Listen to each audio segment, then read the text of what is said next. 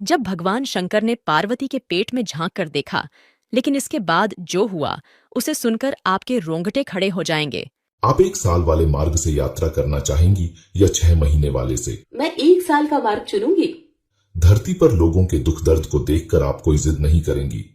पार्वती जी ने सहमति दी। महादेव और माता पार्वती धरती की सैर पर निकले। रास्ते में उन्होंने एक घोड़ी को बेचैन देखा। वो घोड़ी प्रसव पीड़ा में थी और दर्द से कराह रही थी। पार्वती जी ने तब पूछा, ये घोड़ी क्यों कष्ट में है? यह घोड़ी माँ बनने वाली है, इसलिए इसे यह पीड़ा हो रही है। अगर माँ बनने में इतनी पीड़ा है तो आप मेरे तो गांठ लगा दो। चलो आगे बढ़ते हैं। आगे जाकर उन्हें एक राज्य मिला जहाँ हर जगह शोक और चिंता का माहौल था। पार्वती जी ने पूछा, यहाँ सब इतनी चिंतित और शोकाकुल क्यों हैं? ग्रामवासियों ने बताया, हमारी रानी माँ बनने वाली है और वह बहुत कष्ट में है, इसलिए पूरे गांव में उदासी छाई हुई है। पार्वती जी ने फिर शिवजी से अनुरोध किया, अगर माँ बनने में इतना कष्ट है तो आप मेरे तो गांठ लगा दो। वो शिवजी के पीछे पड़ जाती हैं, पर शिवजी उन्हें ये कहकर आगे बढ़ जाते हैं कि यदि एक बार गांठ लग गई तो दोबारा नहीं खुल सकती। अब जब वो आगे बढ़ते हैं तो देखते हैं कि रास्ते में एक गाय कष्टा रही थी।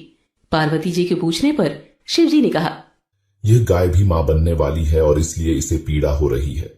पार्वती जी ने फिर अनुरोध किया, अगर माँ बनने में इतना दुख होता है तो आप मेरे तो गांठ लगा दें। पार्वती जी हट करने लगी तो शिवजी ने कहा, ठीक है, मैं तुम्हारी इच्छा का सम्मान करता हूँ। इस प्रकार शिवजी ने पार्वती जी के लिए एक गांठ बांध दी जिससे वो कभी मां न बन सके। चलते चलते वो दोनों पार्वती जी के पीहर पहुंचते हैं। वहां सभी ने उनकी बहुत आव भगत की और ढेर सारे पकवान बनाए, पर शिवजी जो भी खाना बना होता है वो सब खाना खा जाते हैं। अब पार्वती जी क्या खाए? तब पार्वती जी ने केवल बथुए का साग खा लिया और पानी पिया। दोपहर में जब वो दोनों विश्राम करते हैं तो शिवजी पार्वती जी से पूछते हैं, आपने क्या खाया? तो उन्होंने उत्तर दिया कि जो आपने खाया वही मैंने खाया। पार्वती जी के सोने पर शिवजी उनके पेट की नाभि की ढकनी खोलकर देखते हैं कि पार्वती जी ने क्या खाया, तो उनके पेट में बथुए का साग और पानी दिखता है। जब पार्वती जी जागी तब शिवजी ने उनसे कहा, आपने हमसे झूठ बोला था, आपने तो बथुआ और पानी पिया है।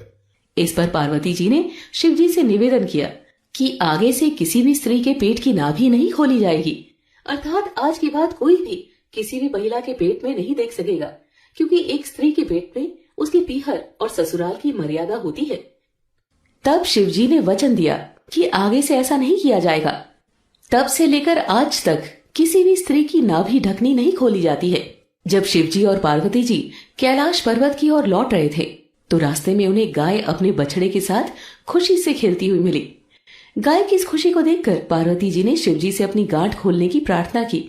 इस पर शिवजी ने उन्हें याद दिलाया कि मैंने आपको पहले ही कहा था कि गांठ मत लगवाओ, लेकिन आपने तो जिद पकड़ ली। अब गांठ खोलना उतना सरल नहीं था। जब वो दोनों आगे बढ़ रहे थे उन्होंने गांव में उत्सव का माहौल पाया। ढोल नगाड़े बज रहे थे, मिठाइयां बट रही थी और लोग नाच गा रहे थे। ये देखकर पार्वती जी ने गांव वालों से पूछा कि यह उत्सव किस खुशी में मनाया जा रहा है। गांव वालों ने बताया, नगर की रानी के यहाँ बेटे के जन्म की खुशी में यह जश्न मनाया जा रहा है। आगे बढ़ते हुए उन्होंने उसी घोड़ी को भी खुशी से अपने बच्चे के साथ देखा। ये दृश्य देखकर पार्वती जी ने फिर शिवजी से अपनी गांठ खोलने का आग्रह किया तो शिवजी कहते हैं, मैंने आपसे पहले ही कहा था गांठ मत लगवाओ। यहाँ मृत्युलोक में हर चीज आपको लुभाएगी, परंतु आप नहीं मानी, आपने जिद पकड़ ली। पार्वती जी के फिर हट करने पर शिवजी पार्वती जी की गांठ खोल देते हैं और वो दोनों कैलाश पर्वत पहुंच जाते हैं। हे भगवान शंकर, जैसे पहले माता पार्वती की गांठ लगाई, किसी पर भी गांठ मत लगाना, और जैसे बाद में पार्वती जी की गांठ खुली, वैसे इस कहानी को कहते सुनते और हुंकार भरते सभी को अमर सुहाग देना।